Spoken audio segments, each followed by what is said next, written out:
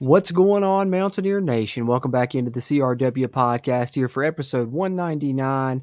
West Virginia fresh off a bye week, ready to attack conference play again as they get set to head to Stillwater and take on the Oklahoma State Cowboys. And we'll be providing our preview and prediction for that matchup. And joining me to help me do that, of course, my co-host Brad. What up, what up, what up? Steven out on assignment this week, but he'll be back with us in short order as we continue to cover the Mountaineer football season. But before we get into the Mountaineer side of things, obviously with West Virginia off last week, we didn't have a game to review, so we didn't get a chance to go over the scores from the Big 12 games in Week 5. So real quick, we want to provide a quick recap of what went down within the conference last week. We had Oklahoma State and Kansas State matching up, of course. Kansas State coming out on top 42-20. Obviously of interest in this game, Oklahoma State now going to be coming off back-to-back losses heading into this one. BYU took down Baylor to remain unbeaten on the year, 34-28. TCU prevailed over Kansas, 38-27. Probably the most surprising result of the week, Colorado taking down UCF handily, actually, 48-21. Iowa State shut out Houston, 20-0. Texas Tech outlasts Cincinnati in a shootout there in Lubbock, 44-41. And then in the late game, Arizona coming out on top of Utah, 23-10. Utah getting upset there in the Big 12 there last week. So those are the results we had. Brad, any thoughts there on the action from West Virginia's bye week, what went down within the conference while we were off? Yeah, absolutely. And I'm glad we're not keeping track of these because my record for this week would not have been great. But it's all right, though. Surprising ones, man. Kansas, you're looking in a tough spot. It's tough to look at last week and not feel, I guess, weekend before last and not think about, how pivotal that game feels now. Yeah. And may even feel more so after this weekend if we win of, how big that game was to each program. Agreed. Like you said, a lot of surprising results. I think, we all were a little bit wrong on Colorado maybe. I guess I got eat a little bit of crow on that one. But, hey, we were right about Utah being potentially a little bit overrated and coming in, flying high. Arizona handles them in that one. So they're starting off with a loss in conference play there as well. So definitely some surprising results. And I think the one thing still remains the case is that this conference is definitely wide open. So hopefully West Virginia can find their way into competing for a conference title throughout this season. Because right now, what would you say? There's a couple unbeaten. There's 2-0 teams. Is that BYU, TCU, and BYU and Colorado both undefeated in the conference, I think. Sorry, Colorado's what? Iowa State as well, I believe. So I think right now BYU, Colorado, Iowa State, the top three. Of course, West Virginia unbeaten in conference as well, but only the one game with the bye week last week. But yeah, definitely seems like a wide open race. For sure. I'll say what we talked about it in our last game. I'll say Big 12 we're 1-0. The season could be new, could be fresh, could go on a run from here. This is really all that matters. So definitely, and gonna have to go on the road here in Stillwater to try and pick up this next win. But West Virginia, like we talked about before, definitely has a chance. With this conference being so wide open, but got to continue to do the right things here and hopefully have a good performance here coming off the bye week. And let's get into that a little bit now, Brad. Let's talk about this matchup, West Virginia and Oklahoma State. WVU coming in 2-2 overall, 1-0 in the conference. Oklahoma State coming in 3-2 overall, currently 0-2 in the conference. Back-to-back losses to Utah and, of course, Kansas State. As we just mentioned there, it's going to be a 4 o'clock kick there on October 5th. It'll be televised on ESPN2. It's the 16th meeting all-time between Oklahoma State and West Virginia. Oklahoma State currently leads the series 10 wins opposed to West Virginia's 5 wins. But West Virginia did win the last time they were in Stillwater back in 2022. But Oklahoma State, of course, coming out on top in the most recent meeting last season with the 48-34 victory. Of the 7 previous games played in Stillwater, West Virginia is 3-4. But as I mentioned, the last time they were there, they did manage to find a win there, 24-19 in 2022. Mike Gundy, still the head coach there of the Cowboys in his 20th season at Oklahoma State, has a great record there and an even better record at home, really, 98-25 when playing at Stillwater. So obviously a tough environment. Mike Gundy, performs well there. West Virginia going to have their hands full there. But Oklahoma State, as we mentioned, is coming off those 2 losses. But on the kind of negative side, I guess, of that, if you're going to look at a negative point, is Mike Gundy's only lost 3 straight games 3 times in his 19 seasons there at Oklahoma State, and it hasn't happened since 2014. So if West Virginia can find a way to win this game, they'll be, giving Mike Gundy his first, 3 straight losses in a decade.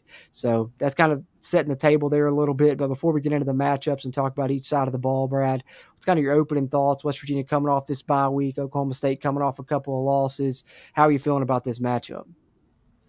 Yeah, I think that again, we talked about West Virginia and Kansas. It's a pivotal game. I can't help feel, but this is kind of the same thing too. And maybe that's just early season games really sorting things out. But I don't think Oklahoma State's where they want to be at this point in the year, where they thought they might be. And so whoever wins this one has a chance to really. West Virginia's trying to build on what they've already got going. Oklahoma State's trying to stop their slide. And it's really going to be a tell of which team's more ready. I will tell you, and I've mentioned it ahead of time, that the bye week actually kind of worries me. I know a lot of people say, "Hey, you got a bye week, you're ready to prepare for it," but you guys have watched the same football team I have over the last 5 years. Neil Brown has not done great coming off of bye weeks, and I think the only reason I know that is because I felt like every year up until this year I've said, Neil Brown, if anybody's going to have their guys ready, it's going to be Neil Brown, but it just has never materialized, and I've had to feel that quite a few times. So it's hoping that doesn't repeat itself, but the fact that we can walk into Stillwater and win can repeat itself. But that's my initial feelings about it, just hesitancy over it being a bye week, knowing if that's going to be even a positive for us. And then looking at, like you said, an Oklahoma State team that's wounded right now, and a Mike Gundy that usually doesn't typically lose this next game. Yeah, it's it's an interesting spot because, like you said, you would think coming off a bye week you might have an advantage, but I think I'd feel a little bit better about it if Oklahoma State had managed to win at least one of those 2 games. Plus, the tough atmosphere of Stillwater. A lot of things that, kind of seem like they might be, in your favor, but really I think it's more kind of up in the air because Oklahoma State's going to come into this hungry. It's also, you got to look at Oklahoma State.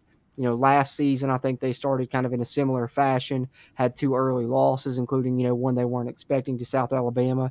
And then they really found a way to turn things around and, rip off, 6, 7 wins in a row after that. So you got to hope you're not the kind of catalyst that starts that up for them again this season, because as you said, it's a big spot.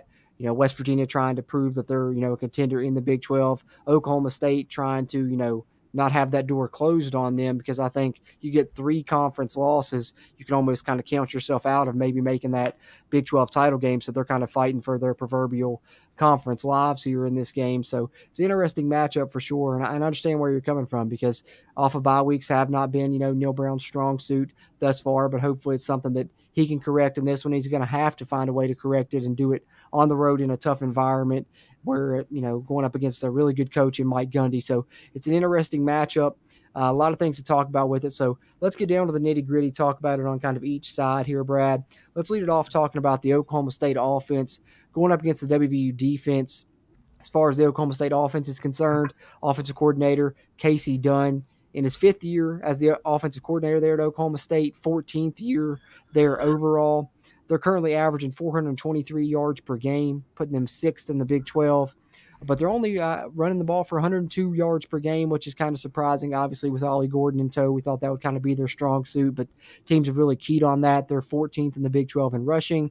But they have, made up for that with their passing offense, kind of by necessity, been slinging the ball around a little bit more. 321 passing yards per game, which puts them 3rd in the Big 12. Kind of worrisome, obviously, for West Virginia with the struggles we've had on the back end. And they are also 4th in the Big 12 in scoring, averaging 33.4 points per game. The players to watch out for in that Oklahoma State offense, obviously, Ollie Gordon. Yes, he struggled through the first few games here, only 334 yards through the first 5 games of the season, averaging 3.8 yards per carry and 4 touchdowns. But, going back to last season, it took him a little bit to get going, and then they finally, in the back half of the season, he really started flowing. So it's probably only a matter of time when you have a running back that's coming off winning the Doak Walker Award, handed to the nation's best running back. So hopefully we're not the get-right game for Ollie Gordon in this one. But Alan Bowman, with his struggles, has really performed well for the most part. Been asking him to throw a little bit more, and he's done a good job of that. 60% completion rate, 1,537 yards, 11 TDs versus 6 interceptions. Wide receivers that you got to look out for. Obviously, Brennan Presley is one. He hurt us a lot last year. He currently leads them in receiving touchdowns with 4. Also leads the team in receptions with 33. But Deshaun Stribling's been kind of their big play guy there. He leads them in yards with 502 on the season. He's averaging 19 yards per reception as well. They also will mix in Rashad Owens and Talon Shetron. But the standout thing to me on their offense has really been their offensive line. They have a ton of experience there across that offensive line, a lot of seniors, a lot of guys with starting experience, and they've been stellar. They've only given up 1 sack all year thus far, and, a lot of that credit to Alan Bowman getting the ball out quick, but they've done a really good job in pass protection, as they currently have the highest pass blocking grade in the Big 12 with an 86.8. So interesting matchup here. Obviously, West Virginia's done a good job with pass rush, so that's something to watch for. And then, of course, the fact that they've had a good job, done a good job throwing the ball around, and West Virginia struggled on the back end. Kind of an interesting matchup here. Maybe Oklahoma's strength versus West Virginia's weakness there in that aspect. But, Brad, how do you see this one playing out? How do you think West Virginia's defense could match up with this Oklahoma State offense? Or do you think they're going to struggle a little bit and we might be in for a shootout? Yeah, I think they're going to struggle every game going forward until they can prove to me that they're not going to. But in this one particularly, I think that they're going to struggle because Alan Bowman's been doing this for longer than most of us have been alive. Yeah, seems like it. Playing college football. And, he's experienced and he's got some really, really good talent out around him at wide receiver and a running back. And I hope that our defense has progressed a little bit, but I just don't see it happening. I think that we will be able to control Ollie Gordon a little bit. I think that we've got some dynamic enough linebackers that are going to be able to play at his level to be able to make sure that he can't do what he did to us last year. Yeah. But I think to that point, even when we're dropping 8 back, we're still a liability in the passing game. And so as long as that is the scenario, offenses are going to be able to move the ball on us, and that's just how it is. I think that where we're really going to have to focus in is the turnovers. He's turned it over at a pretty high clip this year. We got to get them, and then we got to take advantage of them. We got to score touchdowns. We got to make a big play on them. But we've done – it feels somewhat better, not better. Beanie Bishop had a few interceptions last year. Overall, interceptions, turnovers have not been – yeah, they've not been something enough been consistent to win games. Before, Usually I feel like if we're getting turnovers, we're giving turnovers just as much. I would say that our turnover margin has got to be somewhere between negative 0.5 and positive 0.5. Like it can't be much more off than that. So when we get turnovers this game, because I think they're going to happen, we've got to limit ours and take advantage of theirs. So that's really, if this defense is going to make an impact, that's where it's going to be. I don't think it's going to be in stopping Oklahoma State's offense. I think it's going to be in playing physical and trying to make a big play. Yeah, and that's what I kind of am looking at with this game, because I mentioned, it's strength versus kind of weakness, because Oklahoma State, like I mentioned, maybe by necessity, because teams have been keying on Ollie Gordon, stacking the box. They know how dangerous he can be from what he did last season, and so that's forced them to pass the ball a little bit more, but they've done a great job of that. And West Virginia, of course, on the back end has really struggled, so that's obviously a matchup to watch. But I'm also going to be kind of keying in on, West Virginia's front seven versus that Oklahoma State offensive line, because I think with our back end struggling, one thing that we've kind of went to kind of alleviate some of those issues has been getting a little bit of a pass rush generated. We've had a great job with TJ Jackson doing that, Tyron Bradley as well. And so we've really been, forcing some quarterback hurries, forcing some pressures, even when we haven't got home for sacks. I think sometimes it's rattled the QBs. We saw that a little bit in the most recent game against Kansas with Jalen Daniels, forcing him to turn the ball over a couple of times with our pass rush, one with the interception, one with the fumble there at the end of the game. So it's going to be interesting to see if West Virginia can continue to generate that good pass rush with this Oklahoma offensive line that's really done a good job of pass blocking. And, of course, Alan Bowman does a good job of getting rid of the ball quickly. That's why he's only been sacked one time.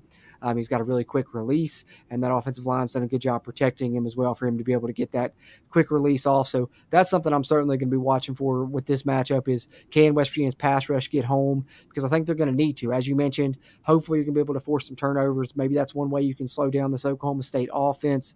I know they're probably keying on Ollie Gordon, as you mentioned, and our run defense for the most part this season has done a good job. So I'm not too worried about that aspect. I think that fourth quarter last season against Oklahoma State is something they've probably been hammering home. So I think that they're going to do everything they can to stop out Ollie Gordon. But then you can't let Alan Bowman and this Oklahoma State passing offense beat you. And the way to stop that is hopefully get a little bit of pressure on him, force him to throw it before he's ready to force him to go through his progressions. Maybe he makes a mistake. Maybe you get some sacks, and maybe that'll showcase West Virginia's pass rush a little bit. If you're able to sack Alan Bowman a couple times in this game when they've only given up one all season, that really will speak to West Virginia's pass rush and how improved it is. Very true. So kind of the thoughts on that side of the ball. Let's flip it over a little bit, talk about the other way around now. The West Virginia defense, the West Virginia offense matching up with the Oklahoma State defense, I should say.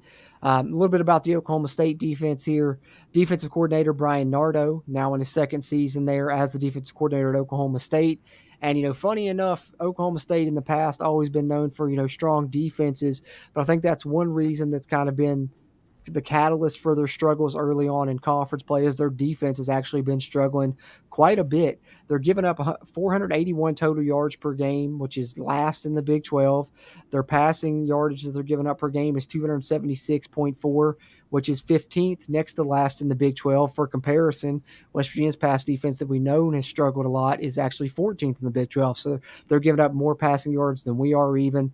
And they're also giving up 204 rushing yards per game, which is last in the Big 12 as well. So in all the major statistics there, they're either next to last or last. So their defense is struggling in those areas. But one way that they've made up for that is they have been able to force turnovers. So whereas West Virginia's defense has been bad at giving up yardage but haven't really been able to force turnovers, Oklahoma State has been opportunistic in that aspect, having 6 interceptions on the year, and they've also recovered 3 fumbles.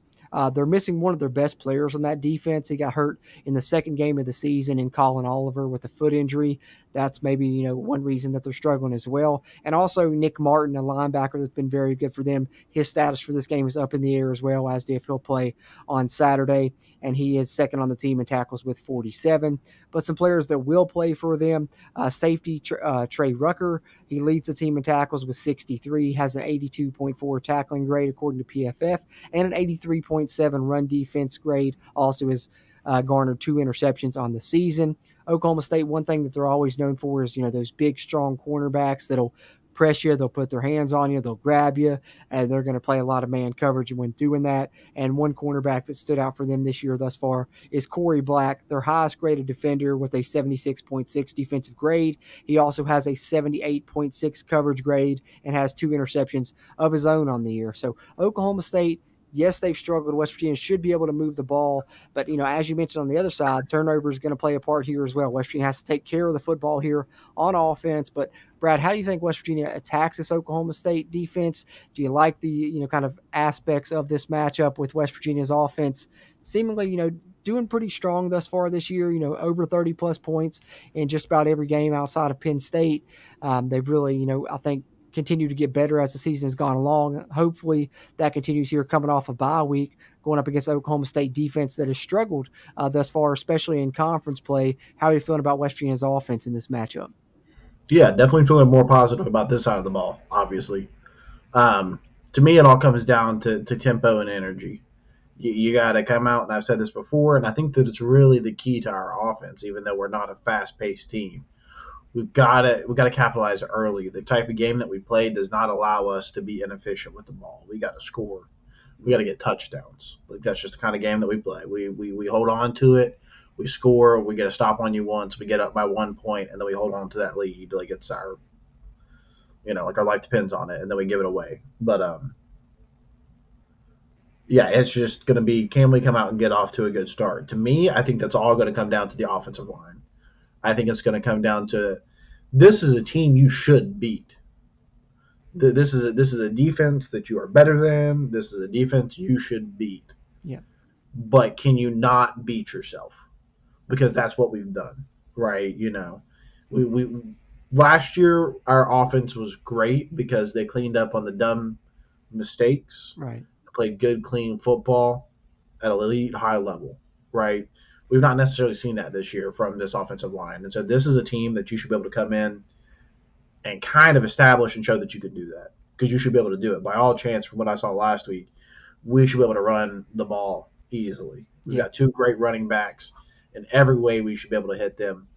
The only reason we wouldn't be able to do that is because of our offensive line. And like you just said, we're going up against a team that's giving up 430-some yards of offense, 200 yards of rushing, 300 yards of passing. Like, you can see that they're not great. And so if you can't come out there and handle business, keep Garrett Green clean, and get your running back some push against this team, then I don't have much high hope, going forward about this offense. And I think that a lot of it lies in the interior part of that offense. Yeah. And so that to me is going to be if we can't keep them clean this game there, then I think that that's going to be a blaring weakness that's going to have to be addressed as the season goes on. Again, I know it's going to be hard to change up that consistency, but I think that you've got to try anything, if you still find a weakness there. Yeah, I agree with you 100%.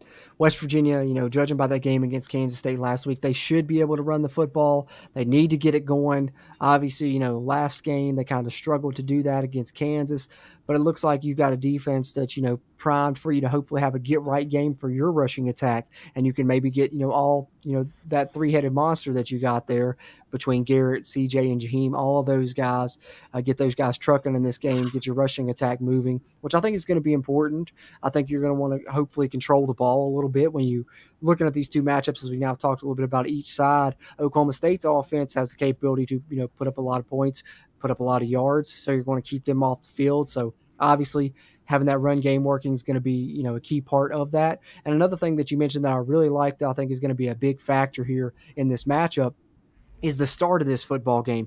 Can you get off to a quick start? Because Oklahoma State, as we mentioned, coming off of 2 losses.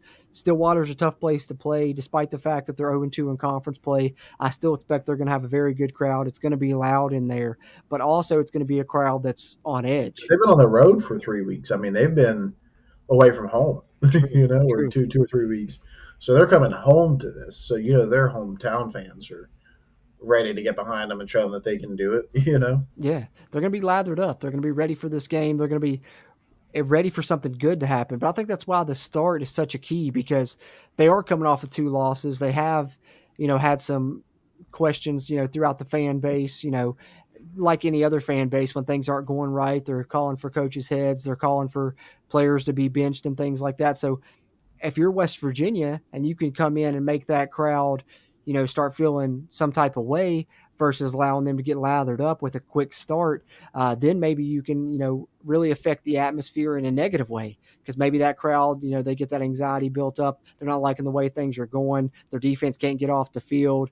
Maybe you force their offense to do some mistakes. Yeah, their boo birds start coming out. That crowd's, not feeling the way things are going. And then that's going to, not affect you negatively, but maybe it affects Oklahoma State negatively, and you can get going a little bit opposite of the way that you would expect there. But for that to happen, you have to come out and get off starting on the right foot in this game. 100%. You got to punch them in the mouth, whether it's stopping them on offense right away, maybe a 3-and-out, maybe forcing an early turnover, or if it's coming out and having a 7, 8, 9-minute drive, if you get the ball first and kind of stealing their soul essentially to start this game with a long drive to kick this thing off where you control the ball and, punch one in the end zone, and then that crowd's super quiet there for a while. I think West Virginia needs to have that type of start in this game. Yeah, it's absolutely necessary. And let alone coming into a hostile work environment. I mean, you got to come in ready to play. Oh, yeah. Come in ready. Because they're going to be, like you said, they've been away from home. And Oklahoma State. Unless things are absolutely falling apart in the building, but that's when you look at a coach like Mike Gundy and you're like, that's just not happening. Not happening in that building. It's not falling apart in there. That building's not burning down. That roof is not collapsing. No, so as long as Mike Gundy's there, they're going to have a chance. Exactly. It's like one thing that we talk about sometimes when we talk about the Big 12 previews and recaps is you can never count out Gundy. You don't ever want to bet against Gundy. And obviously, him being there 19 seasons now, this being his 20th year, the Oklahoma State fans are well acquainted with him turning things around when things look bleak. So they're probably, more so expecting the turnaround than expecting things to continue down the path that they have in these first couple of Big 12 games. So I think the crowd will 100% be there, show up, and be behind, the Oklahoma State Cowboys. So West Virginia is going to be walking into a tough environment. They've got to be able to handle that. Yeah, and I think that they said that Oklahoma State is one of 3 programs that hasn't had a losing season, I think, since, got a long time. I'm pretty sure I heard them mention that the other day. It's one of 3 programs not have a losing season in yeah, I believe 20 years or something like that. It was just one of those, or a decade or something with that. That sounds about right with the success Gundy's had. Yeah. But, yeah, just absolutely can't count them out. No, not at all. Not at all. And, there's a reason. I threw that stat out at the beginning. Mike Gundy has only lost 3 straight games 3 times in his 19 seasons. And the last time that he lost 3 straight games was way back in 2014. So, if you want to make that happen again for the first time in a decade, you got to be prepared, because I guarantee you Gundy and his guys are going to be prepared. Mm-hmm. Damn straight. For sure. Well, that's pretty much all I got on these matchups. Brad, you got anything else, any other thoughts on this matchup here before we get into talking about the key to victory, and then touch on some score predictions before we take a look around the Big 12? No, man, I just think that we got to get a running game going. I think getting that established early is going to be important. Being able to throw the ball will definitely come into play, but I think that we got to be able to run. I think that that's something we got to see this game. It's just a dominant run game, because we haven't seen it yet this year, it feels like.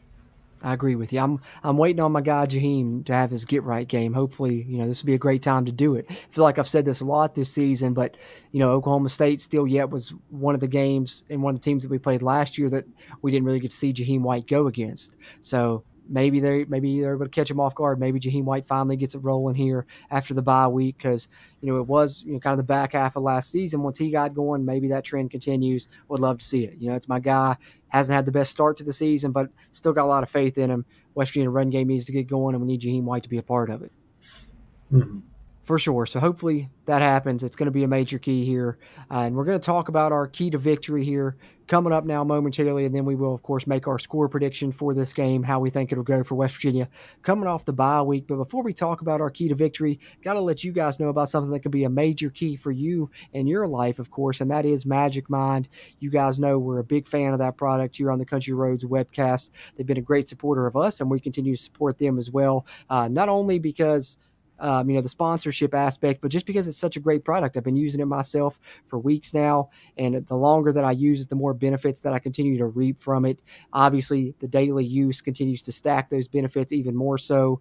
Less anxiety, better mental clarity, better focus, and of course, better energy. You can mix it with your coffee. It continues to have those benefits last you throughout the day. So not only is it good in that aspect, but also good for you, doctor approved, all natural ingredients. With each bottle purchased, they donate to mental health charities. And of course, if you try it and you don't enjoy it, which I guarantee you will, and so does Magic Mind, that's why they offer you the 100% money back guarantee within 100 days of your purchase if you're not satisfied. So all kinds of great reasons to try this product, but none more so than the discount you can get from us here on the Country Roads Webcast. If you do want to try out Magic Mind, you can head over to magicmind.com/countrylt and use the code CountryLT20 at checkout, where you can get 48% off a subscription or 20% off a one-time purchase. Just use code CountryLT20 at checkout there at magicmind.com/countrylt.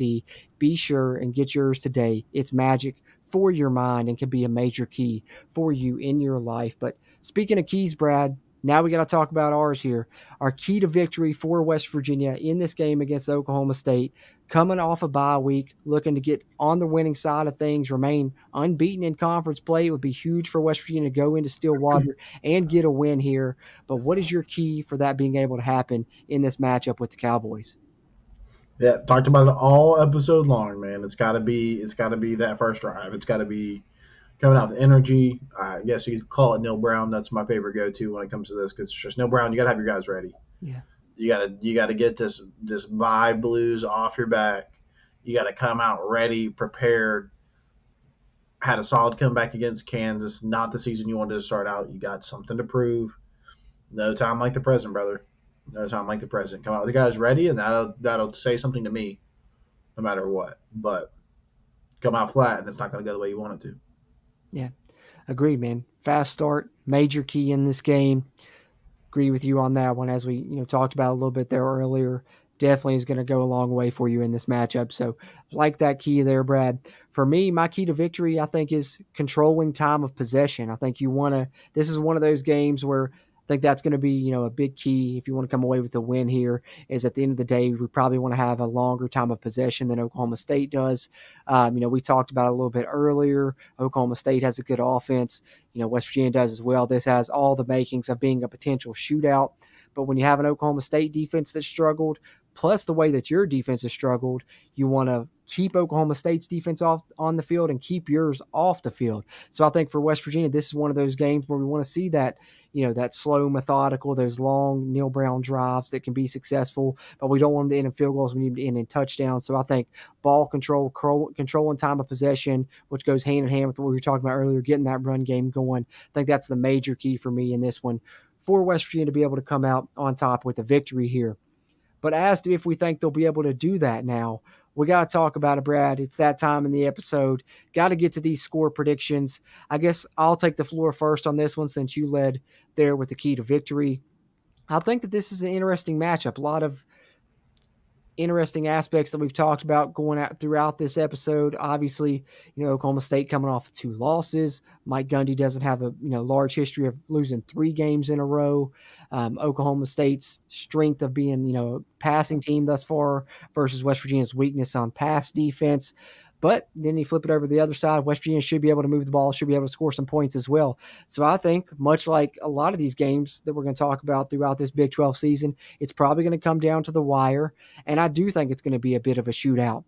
But also, last game that we predicted here on the CRW, heading into that Kansas game, I predicted West Virginia to lose that game. And I was happy to eat some crow and be wrong on that one.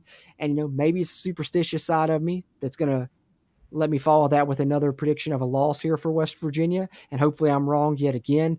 But I think, Mike Gundy versus Neil Brown, I think Mike Gundy has shown a better history of success.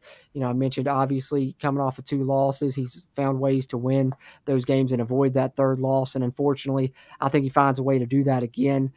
Maybe it's a late drive that Oklahoma State puts together. That passing offense exploits West Virginia's passing defense. But I think in a shootout, Oklahoma State, Stillwater's a tough place to play. I think they'll find a way to get it done, unfortunately. I think it'll be a great contest, though, but I've got Oklahoma State winning 38-35 over the Mountaineers here in the 5th game of the season for West Virginia. Brad, what about you, man? Yeah, incredibly close scores. I'll tell you that off the jump. Incredibly close scores. Man. Oh, Mountaineer fans, I'm sorry. You're not going to be happy with us today. No. I'm not taking us either. I'm not. I've told you guys from the beginning, and I think that my realistic expectations of Neil Brown, he's shown me that he can't come out and be ready after a bye game, and I think that that's all we've talked about, especially myself, is that you got to be ready. You got to be ready to win this game, and if you're not ready, Mike Gundy's going to be. And I think that I've just felt that too many times before, and I've seen it coming off a bye week, and it just comes out flat. So I just feel like it kind of comes out to this point where we struggle, maybe first possession, they score, we score, and now we're back into a we got to score back and forth scenario. And that's exactly what Oklahoma State wants. That's not us controlling the ball. That's us trying to keep scoring. Yeah. We want to score 1 touchdown, hold them to a field goal, and then again, we're going to hold on to the ball, score a touchdown. You can score a touchdown if you want to. So we're going to get the football, we're going to hold on to it, we're going to score a touchdown. But if you come out and they get the jump on you and you're having to chase them all game, it's not going to happen. It's not going to work for you. And I just don't know if we're at that point yet where we can come off that energy. I haven't seen it yet, so I'm not going to expect it without seeing it yet. So I'm going to go Oklahoma State. Again, I think that it comes down to the last person with the ball. I think it's going to be Oklahoma State. And I think it's going to be 42-38. I think it's going to be a high-scoring game, last possession, and I think that the Mountaineers dropped to 2-3 on the year. Yeah, unfortunately, both picking the loss here in this one. Just I think it's a tough spot for West Virginia with Oklahoma State coming off the 2 losses, having to play in Stillwater, one of the toughest places to play in the conference. You've got a Cowboys team with their backs up against the wall, and Mike Gundy has a good history of, coming out swinging when his back is against the wall. So hopefully we're wrong. We'd love to come on here and eat crow on the review show, and we gladly will if that happens.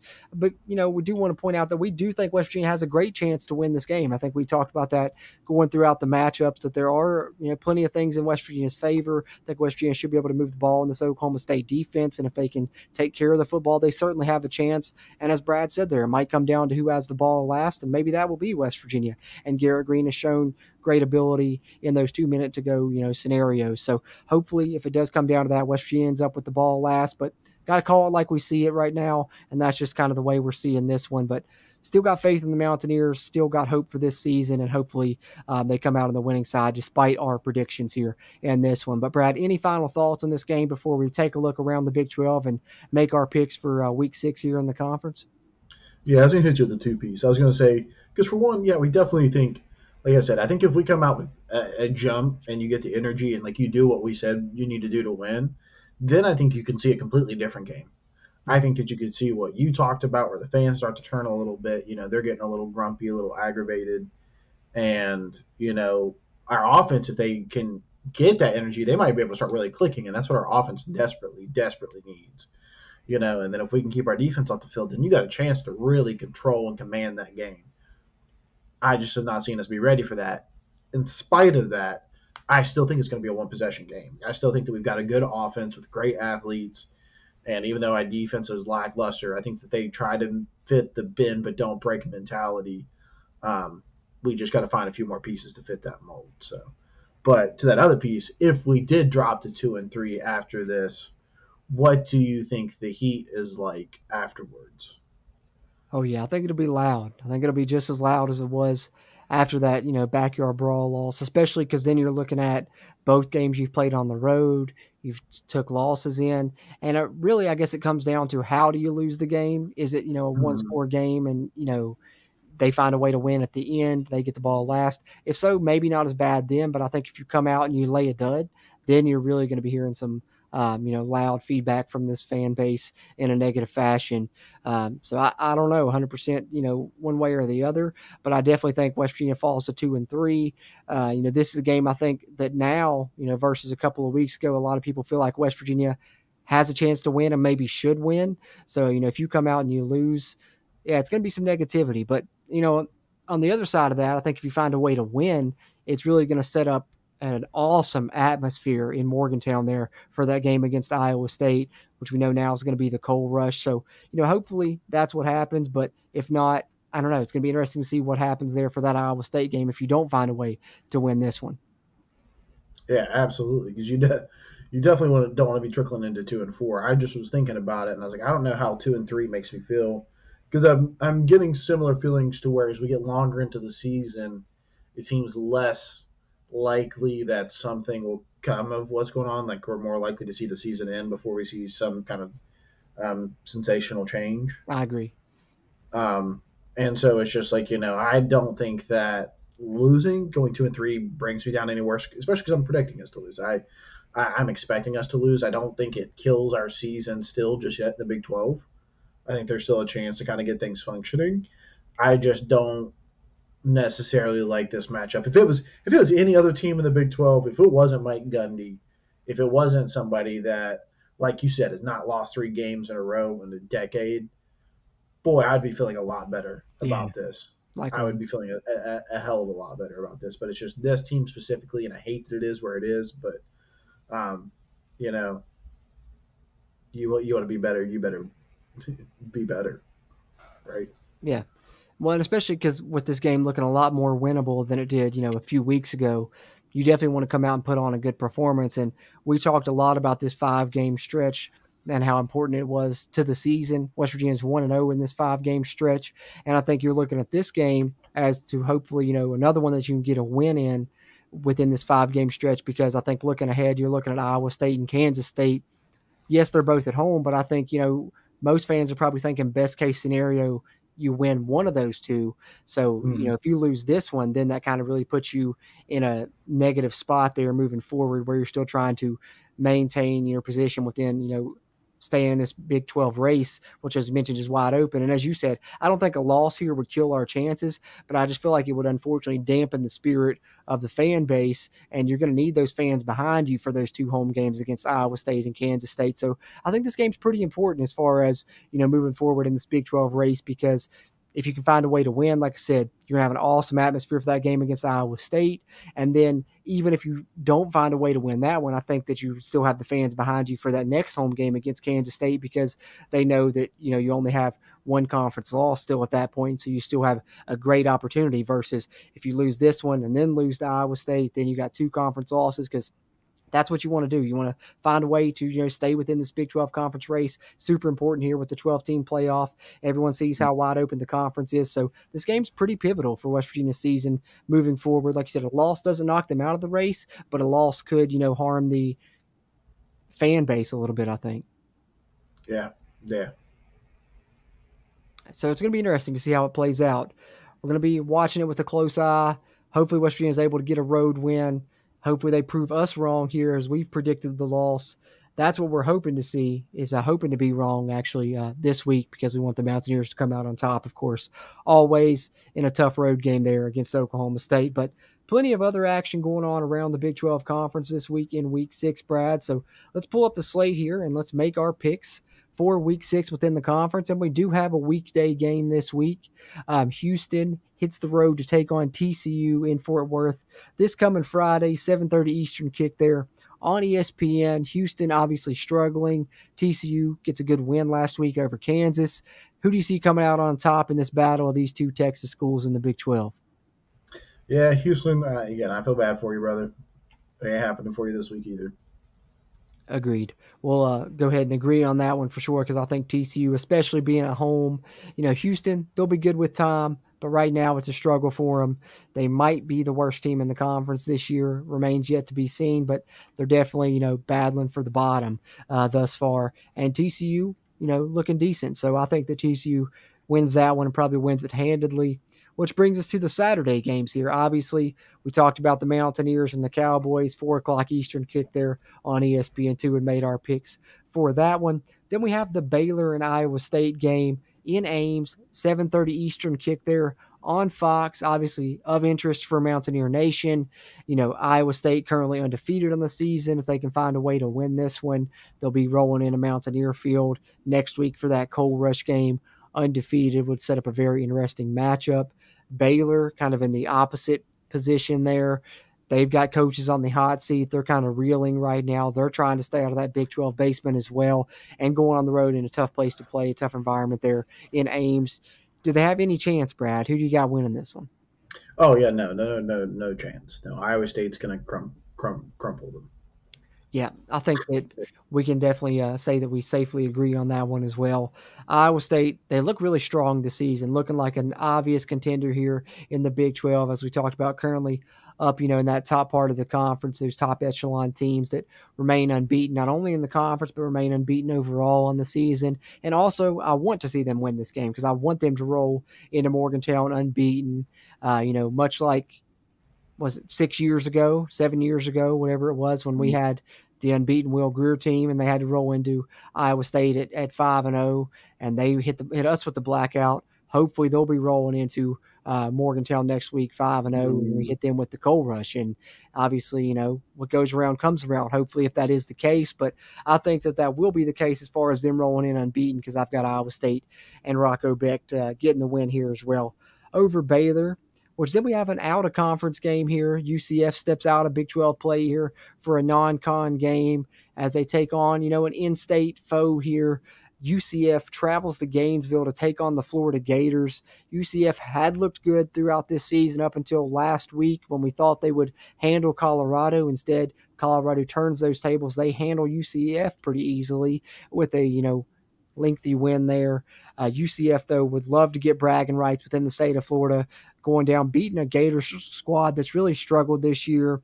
Brad, I'll take this one first, man, because I think UCF's going to find a way to go there, go into the swamp, and beat Florida right the ship, get back on the winning side of things, and get a big win here for the Big 12 over the SEC in that game that will be a 7:45 Eastern kick there, played on the SEC network. So I'm rolling with Gus Malzahn and the Knights to get the win here. But who do you got in this game? Yeah, I'm not feeling as confident. I'm not feeling as confident. I think UCF is a bit shaken after the who's came down there, ruffled up the bounce house, going on the road into another hostile environment, already a bit shaken. I don't think this goes well for you. I don't think Florida's a great team. I would love to see the Big 12 win this one, but I'm not going to take UCF in Gainesville. I'm going to take Florida.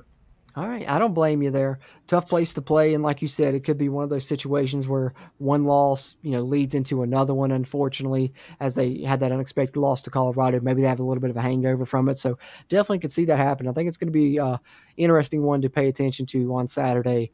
And obviously, rooting for the Big 12, but Florida's no slouch, so could go either way there for sure, as we both split our picks there on that one. And then we have Kansas needing a win in a major way, coming off that loss to TCU after, having West Virginia come from behind and beat them the week prior. But they've got to hit the road, go all the way out there to the West Coast to take on the Arizona State Sun Devils there in Tempe. 8 o'clock Eastern kick. This one will be televised on ESPN2. Kansas versus Arizona State. Brad, who do you got in this one? Yeah, I'm going to take Kansas. I think they're about due for one. Arizona State's not that great. I think that they're still trying to build up and get a little bit stronger. So I think this is a good game for Kansas. I think this gives them a chance to kind of get back into the mix and see what they can do for the rest of the Big 12 season. Yeah. I'm going to agree with you as well, because I think that when I watch Arizona State, kind of their strength has obviously been Scatterboo and their run game throughout the season. But one thing that we learned when we played Kansas, and I think Kansas has shown throughout this season, is they do have a pretty good defense, especially when it comes to, stopping the run when they're keying on it. I think they'll obviously be doing that against Arizona State. They're desperate. They need a win. I do think Lance Leipold's a good coach. They just had some struggles here. They probably lost some games they should have won. And I think they finally find a way to get over that hump, win one of these conference games, and go on the road and beat Arizona State. So I'm going to agree with you. And then what is, our game of the week this week is obviously also the late kick. And funny enough, probably wouldn't have been our game of the week without Arizona doing what they did last week and pulling off that big win over Utah.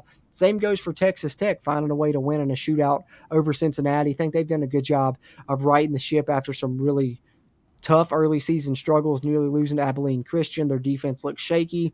Their defense still doesn't look the best, but it could be a shootout here against Arizona. They're in Tucson. This will be an 11 o'clock Eastern kick televised on Fox. So going to have to stay up late if you want to watch the conclusion of this one for sure. The Red Raiders taking on the Wildcats in our game of the week this week here in our Around the Big 12 segment. I'll lead off with my pick here first, Brad. I do think Texas Tech has a chance to make this a ball game. Obviously, Taj Brooks being back in the mix for them is a major factor. They've done a good job of giving him plenty of carries this season as well. Hopefully they continue that trend, because I think that's probably their path to victory, is trying to keep the Arizona offense off the field as much as possible, feeding Taj Brooks the ball.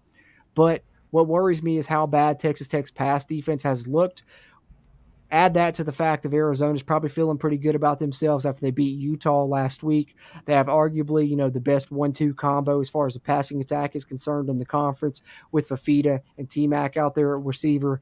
I think that's going to give Texas Tech a lot of trouble, and I just don't think they'll be able to find enough ways to contain that dynamic duo. So I think Arizona comes off that big win against Utah. I think they come back home, get another win here. I think they'll beat Texas Tech in Tucson. I got Arizona getting the win in this one, but what about you, my friend? Yeah, absolutely. I think that this is going to be whoever scores 101st wins. Could be. Actually, no. I think for some reason I just got a random hair that it's going to be one of those games where you expect it to be an absolute shootout, and then for some reason in the first half it's like 14-10. And you're just like, what happened? You're like, what happened? And then all of a sudden in the third quarter they both score 30. Yeah, that's what I expect is going to happen. So I think it's going to end up in the 40 somewhere. I like Arizona too. I think that in the end of the game, I think that they're just a better team. But really, yeah, this could go for 120 late into the night, 6 overtimes, and 1.5 million points. So yeah, take the over on the total. I don't know what it is, but I'd probably take the over. Just saying for sure, because Both those teams, Texas Tech struggled on defense. Arizona has a good offense. I think it will be a shootout there. But we're both rolling with the Wildcats to get the win there in that one, which wraps up our Around the Big 12 segment here for Week 6 in the Big 12 season. And we've talked a good bit about Game 5 for West Virginia, obviously coming off the bye week here, Brad. Covered the matchups, covered our key to victory, our score predictions. But any final thoughts here as West Virginia gets set to head to Stillwater, take on the Cowboys in this road conference contest? Better be ready. Absolutely. Absolutely, man. Gotta show up and show out. We need this win. Yeah. It's pivotal, and that's a tough place to play. So got to show up ready because, like we said, Gundy's going to have those guys ready. Hopefully Neil Brown has our guys ready. And as much as we've talked about, the bye week struggles, coming off the bye week for Neil Brown a lot throughout his tenure here at West Virginia, I do think that maybe this has a chance of being the time that he does perform better in that aspect, just because Oklahoma State's got to be a little bit beat up, obviously having to play, two of the more physical teams in the conference back-to-back, Utah and Kansas State. I mentioned Colin Oliver's out, Nick Martin may be out for them on defense, whereas West Virginia seems to be, back fully healthy for this matchup. The one question mark that remains is TJ Crandall. We don't know if he'll play or not, but Aubrey Burks is going to be back. Reed Carrico is going to be back. A lot of the guys that were injured in that game against Kansas that we kind of had to gut out a win without, we'll have those guys back fully healthy. So we should be back as close to full strength as possible, whereas Oklahoma State may be a little bit beat up. So hopefully that's something that's an advantage for West Virginia in this one. That is one thing I wanted to throw in here at the end. Take any advantage we can get. Absolutely, brother. Absolutely. And hopefully we can get a few of them and we can find a way to get this road win, come off this bye week and get a win and remain unbeaten in the Big 12 Conference. Because like we said, it's a wide open race. And right now, West Virginia is right in it. And hopefully they can remain in it following this game against Oklahoma State. But regardless of the outcome, we'll be back to talk about it on our review and reaction podcast releasing Monday following the game. And that'll be episode 200 here for us on the CRW podcast, actually. Funny enough, already 200 in the books, brother. So definitely looking forward to that one. And hopefully we'll be covering a West Virginia win, and we'll provide the recap of these Big 12 games that we've covered throughout this episode as well. But last thing I want to mention here before we close up shop, of course, is we appreciate you guys tuning in this episode any way that you choose to do so, whether you're on YouTube watching the video version. If you're doing that, be sure to hit that thumbs up button. Helps us a ton with that YouTube algorithm if you give us a like on this video. And, of course, subscribe here for a ton of Mountaineer football coverage moving forward on the channel. You can also listen to us on podcast form on any podcast platform you choose, Spotify, Apple Podcasts, Amazon Music, iHeartRadio, you name it, you can find us there. And if you listen to us on that side of things, leave us a rating, preferably a 5-star one if you would. And shout out to WVSportsNow.com for hosting our episodes as well. We're always appreciative of them for having done that. As always, I'm Jordan Cruz for my co-host Bradley. Until next time, let's go Mountaineers. If you really want to know, then come on, let's go. Take a stroll down those